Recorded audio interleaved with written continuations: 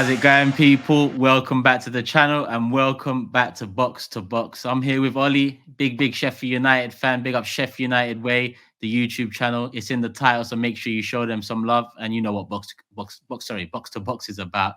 We're going to talk about the upcoming game this weekend and get Ollie's view as a Sheffield United fan on not only Arsenal but Sheffield United and the key threats. Make sure you hit the like button. Let's get to 1,000 likes real quick. Ollie, thank you for coming on first and foremost, my bro. No, anytime. Yeah, really. Thank you for having me on. I'm looking forward to it. I'm looking forward to the game. You know, there's not been, we're going to have to enjoy our time in the Premier League because I don't think it's going to last all that long. So we need to enjoy games like this one, I think. Well, let's go, Ollie. Let's get straight into it because, funnily enough, I remember last time you came up to the Premier League. It was Chris Wilder. You was playing a different brand of football, overlapping centre backs. It caught the league off guard a bit. You had a great start. This one's been the polar opposite, where you currently sit bottom of the league. I think one win in all competitions this season. 1 point. One draw, sorry, in all competitions. Yeah. What's happened? Because you finished second quite comfortably in the Championship last season. I mean, that was a given from pretty early.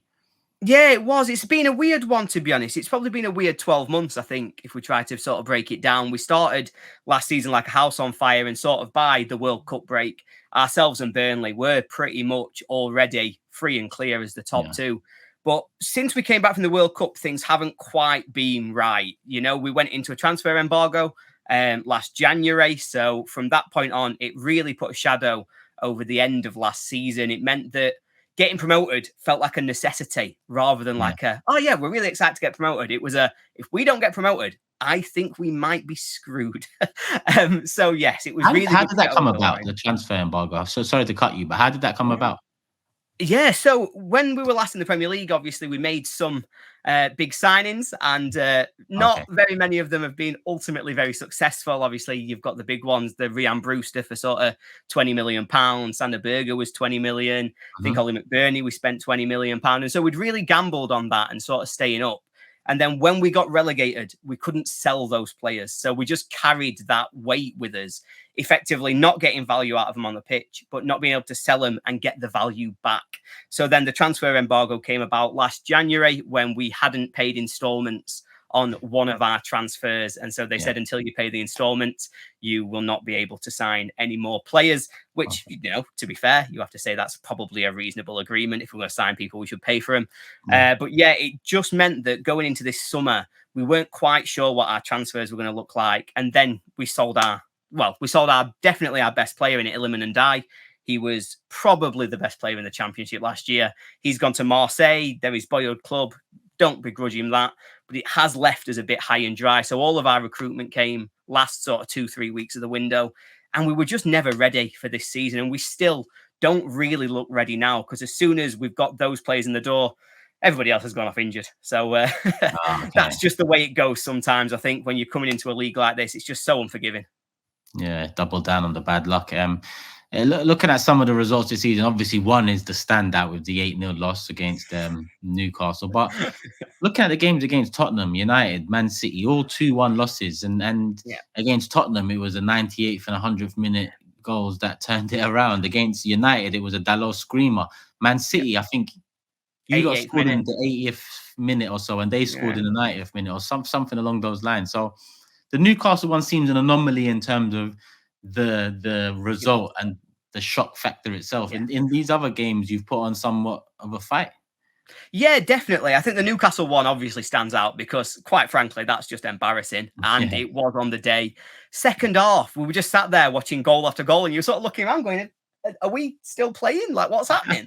If we can forget that one. But all the other games have been pretty tight. You know, we should have beat Spurs, quite frankly. You know, you look at where our seasons have gone from that point, and whether you should play 12 minutes at a time or not, United let in 2 really sloppy goals in extra time, but we should have won that game. And if we win that game, then obviously it's such a different look to the season. Man City, Rodri scored a lovely goal in 89th minute. Man U, it's a Dalot screamer, as you say. So there has been a bit of bad luck against us. We do seem to be better equipped to try and sort of sit in, play our sort of really low line against some of the better teams in the division. And maybe that suits us a little bit more. But yeah, You say that it's been on the margins, they've been tight games, but we probably have rode us luck. Like against Man City, Haaland missed a penalty. And how Yeah. often does that happen? Yeah, first half. I remember that. Look, well, before we get back to Sheffield United, looking at Arsenal, then I mean, you said the low block, the low line is your form Yeah, of offense. Let's say in these big against these big teams, it's going to be the same against Arsenal, I assume. 100%. And Arsenal have kind of made tactical tweaks, I think, to improve our impact against teams that set up in a low block, because that was one of our frustrations last season at points, and Yeah, I think this season I've been quite not critical of the tactical tweaks. I've been more I've questioned it more because we're not as exciting to watch and we're still conceding goals. So it doesn't really seem like it's had that much of a positive effect. But if you're saying you're going to come and do the low block, then I yeah, expect this game to really show what the tactical tweaks that Mikel has done this season is all about. yeah. Um, so what have you made of Arsenal? I mean, as a fan, the expectations have risen. I expect to at least challenge for a Premier League title again. Now, I don't Mm. remember the last time I said that was, especially not on YouTube, that's for sure. We're unbeaten in the league, but there's also been chinks in the armor. Yeah. But as a neutral, what have you thought, Ali? Yeah, I mean, I think you've summed it up quite well. I thought the start of the season, I actually wasn't particularly impressed. I thought, the early game in particular against Forest, and then following that up, I think it was Fulham and a couple of the others, they were a little bit sketchy. Like you say, you'd sort of conceded goals. I think Saliba was missing. And so obviously there were some concerns regarding some of that defensive performance. And it didn't seem as though you were quite as free flowing as maybe I'd expected you to be this season. But since then, it really does feel as though that first international break, you've then just kicked on and really become a better team. I think that there are some chinks in Man City's army, if I'm being entirely honest. I was looking at some of their information. Obviously, I think they've really struggled the last 3 or 4 games. They're not creating the way that they have done in the past. And I really do think there's a good chance for Arsenal this year. I don't think Spurs have got the staying power. And so I'm looking at Arsenal as being a real contender for the title this season.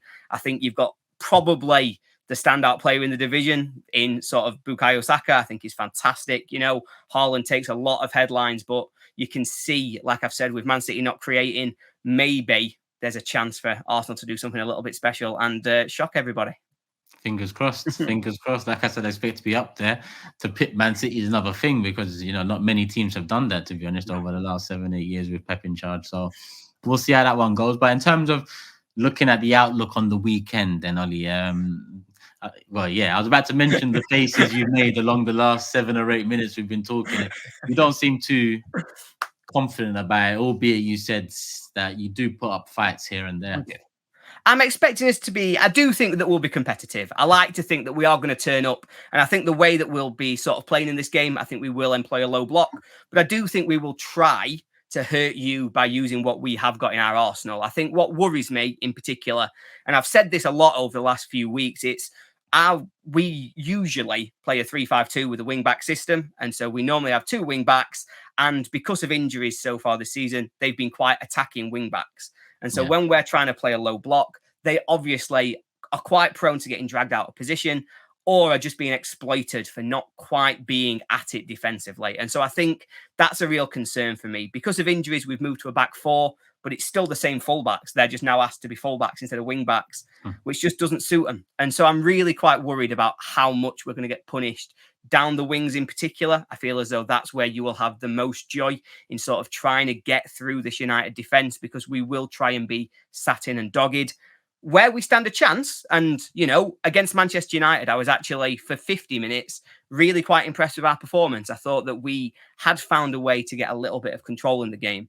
And a lot of that centred around Ollie McBurney. He's a massive presence for us at centre forward. He's good in the air, but he's also good with his feet. He's good at link-up play and bringing other players in. And he's allowed us to get the most out of Cameron Archer, who's our big money sort of centre forward signing from the summer.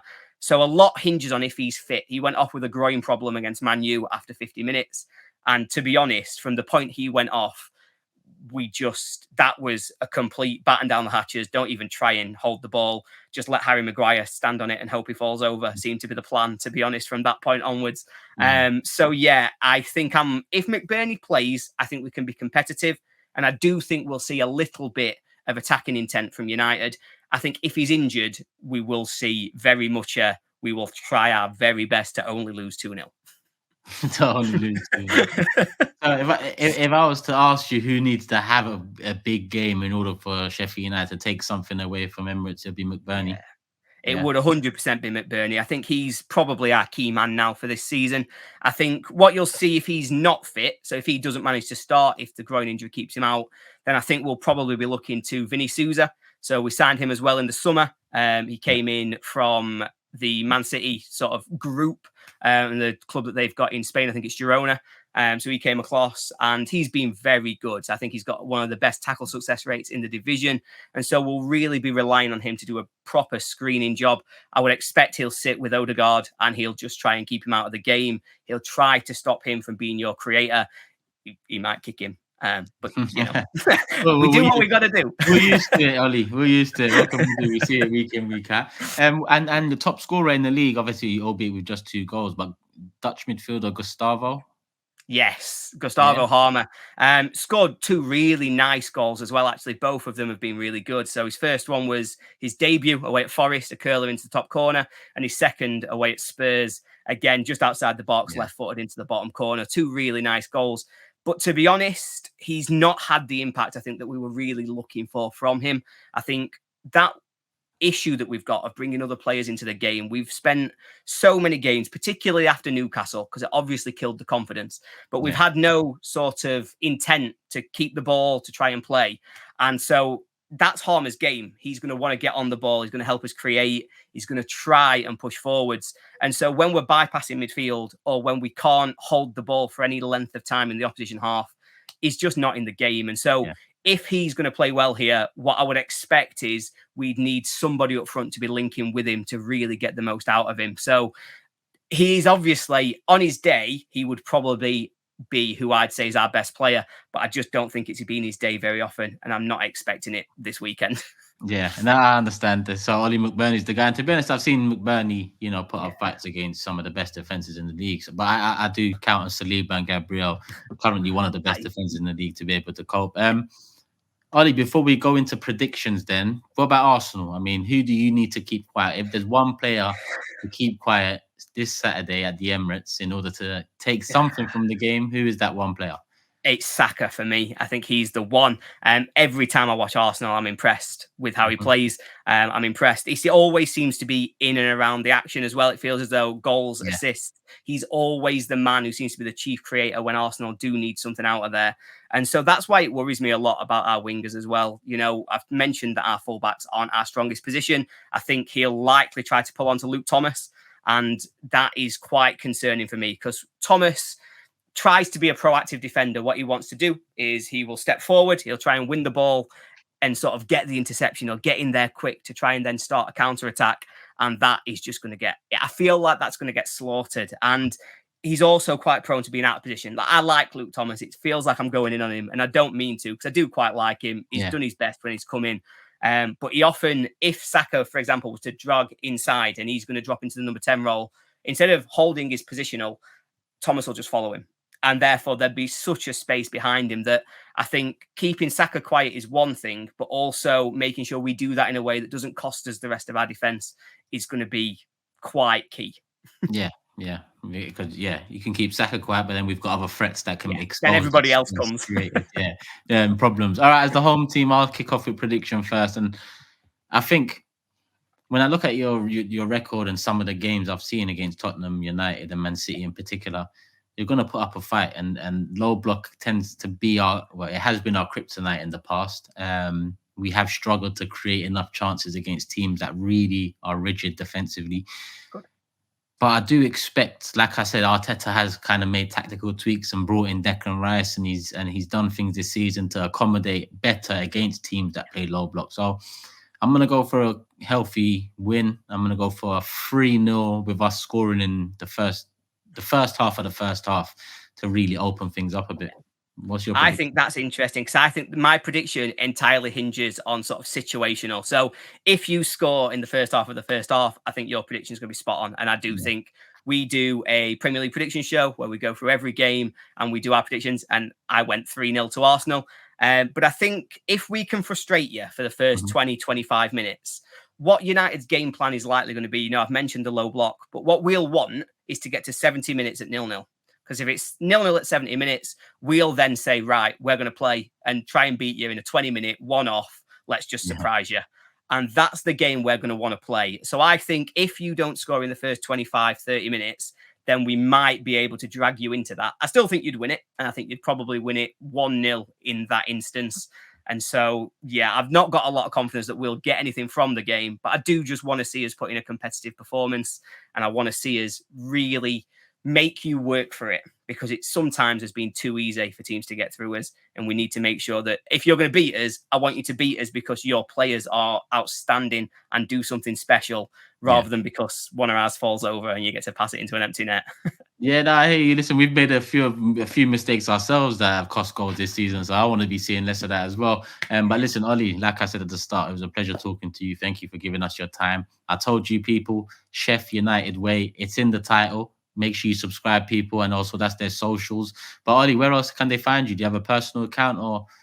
Yeah, so this is where I embarrass myself, and this is why don't set up social media when you're 13 and think you're cool, because you're not cool, and it's going to haunt you for the rest of the life.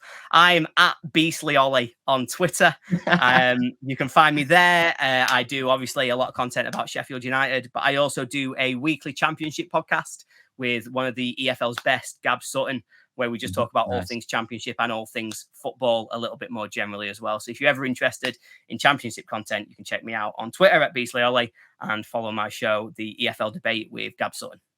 There you go, people. Ollie's doing big things. Make sure you show him some love. Show Chef United Way some love. Show this video some love. Hit the like button. Let's get up to 1,000 likes. And leave us your predictions in the comment section below. Predictions, lineups, key threats, all of that. I want to read through the comments and see what you guys and girls think out there. Love for the love, people. Make sure you're subscribed and put the notification bell on. We're out.